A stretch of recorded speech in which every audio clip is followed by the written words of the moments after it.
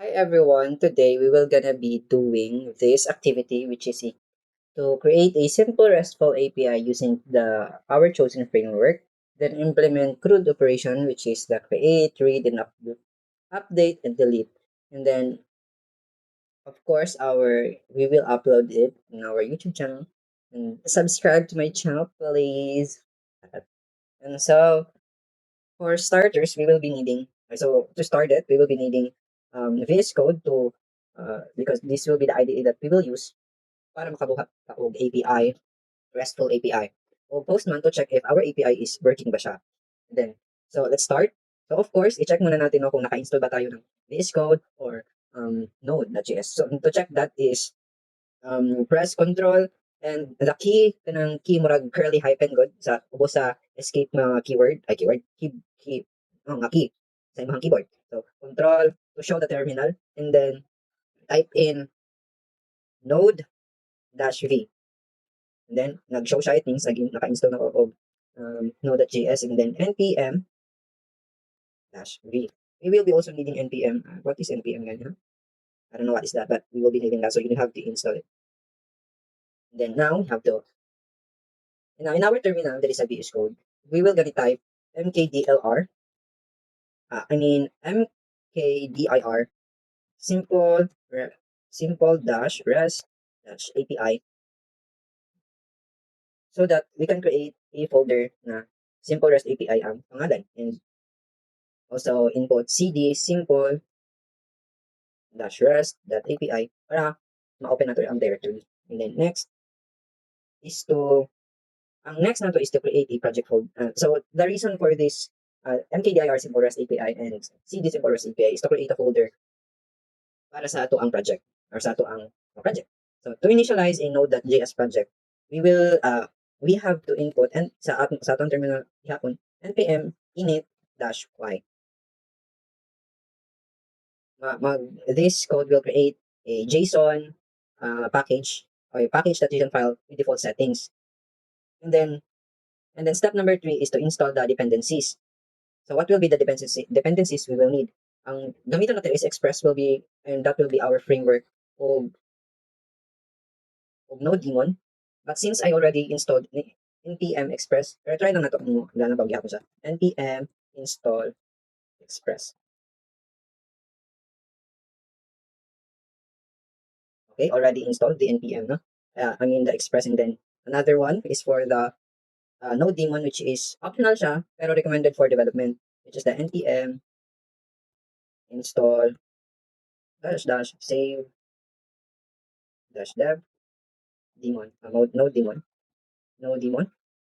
daemon.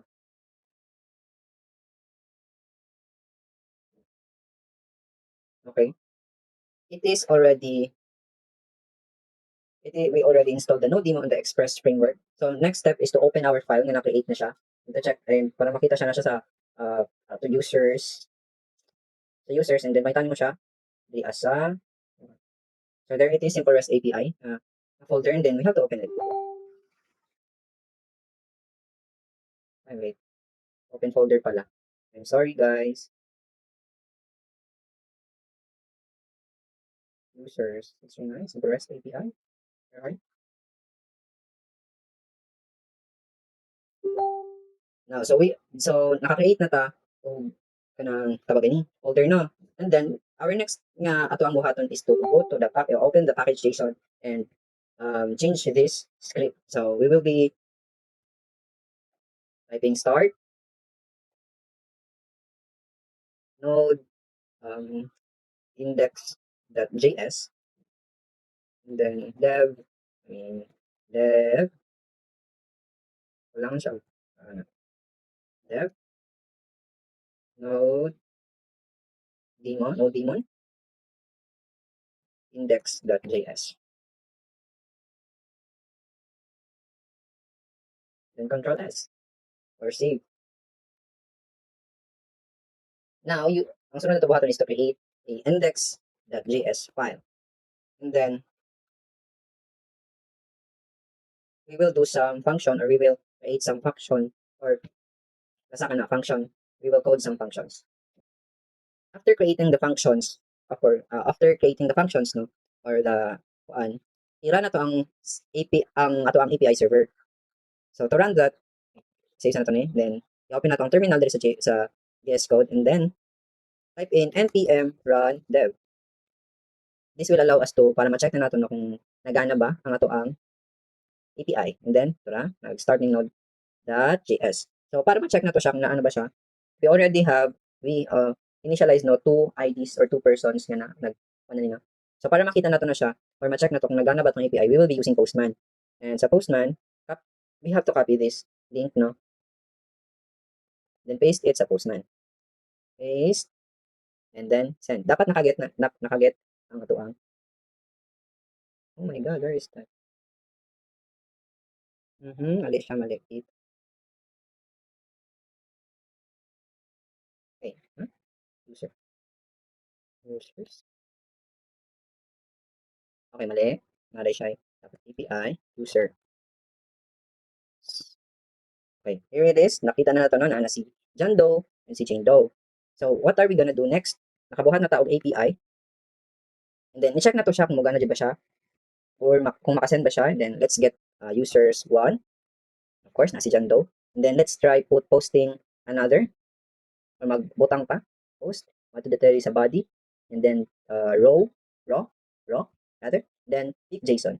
And then, next is, this function is to add another user sa ato ang file or sa atong project. And then, pangalan na to siya Addis. Then, next is email. Since example lang man yung atong butang is Alice, tama, Alice, ano ba mali? Okay, kulang siya. Alice at example.com. Then, isend na to siya. Okay, done. Na siya din, no? So, i-check na to siya sa get. So, na-check na to siya, maka-create siya, or maka-get siya, or read, and then maka-post siya, which is the naka-create na siya, check na to ang create, o to ang read, and then, let's try delete. So, we will just, again, input the number of the user or user ID sa katong delete na to, which is, kunyari, si Jane Doe, 2 man si Jane Doe, no? Then, okay, Jane Doe is actually deleted na. Pag i-get na to siya niya, napagyapo na, ang mabutang niya, or niya, tapos isend na to, ang mabutang is user not found because Jane Doe is already deleted. So, pag tanawin mo diri, ID na lang ni John Doe o ni Alice or information na lang niya. Now, since nakabuhat na to, no, or na-check na to ang API, then what we're gonna do next is to install course. Ang kaning course is optional lang ni siya buhaton. What is siya? API from a different front end you might encounter. Cross-origin resource sharing or course. So, unsa gani gamitan niya? Basta, it's optional lang po. And ato ang buhaton para mabuhat na is to install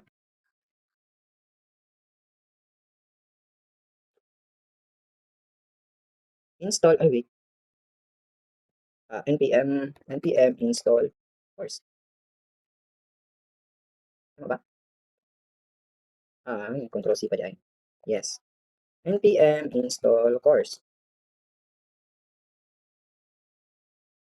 Then, nag-install na siya. And next we're gonna do is to input this into the index.js const course is equal to or require course. And then app.use course. Then save. And then dapat, so pwede pa tayo magbutang dito dot git ignore. I don't know what, basta ka lang, optional lang po niya siya buhat, no? Then, okay.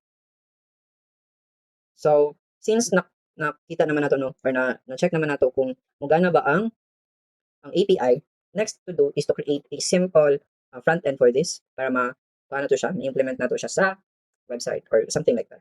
So, first, we're gonna have to create a new folder. We'll name it public, and then create files like index.html, style.css, and then script.js. Kaning index.html diri na to i-code tong mga front-end na to. I have already created a code for this, a front-end code for this no, and also the back-end para um, kaya ang main point naman is to show you how to create a CRUD, simple RESTful CRUD. After we created the front end and the back end, no, we have to update our index.js. So, nasa din no, ang mga functions. Kung mag-read ta, mag-delete, mag-read o user ID, kung tanang ID kani, or kung tanang users, kung isa lang kani, then kung mag-create another user kanilang, pag mag-delete kanilang. And then, okay, rest. And para makakuha na to, no? Next we're gonna do is to run. Ato tas, no, run. Mag-input sa terminal og run, mali, npm run dev para ma-enable na to ang API. Then, okay na siya. Next we're going to do is to check na ang ato ang code or code rather ang ato ang so here it is na tay simple REST API interface na si John Doe si Jane Doe since gi-initialize naman sila daan. And then maka-add na siya user for example akong pangalan and then email.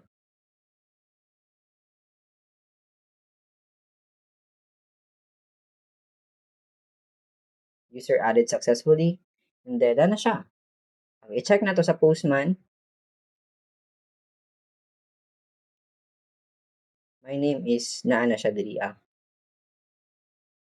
Ganyan nga sa ato ang code is we already create and delete the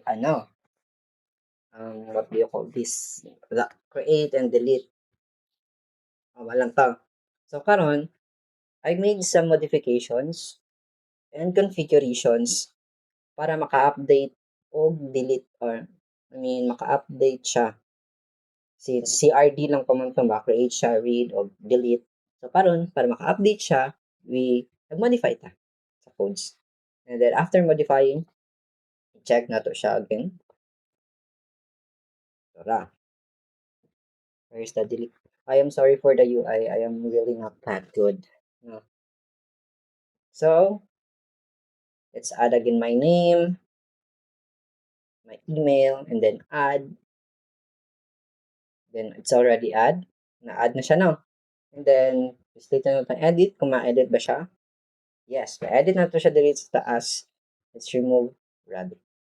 Let's remove my middle name. My second name.